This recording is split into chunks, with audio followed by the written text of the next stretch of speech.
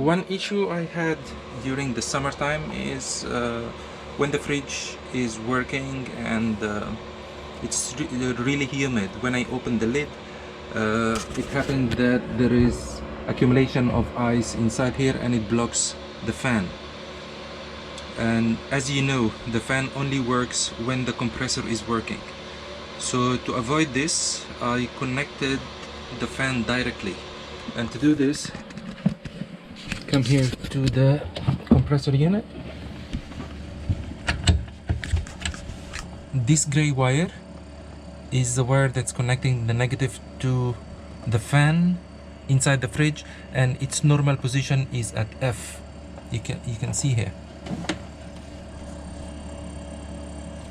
So when I remove it from here and connect it directly to the continuous negative, the fan inside the fridge will keep on running all the time, and it will prevent frosting inside the fridge, and it will keep the fridge more efficient. I hope it works for you.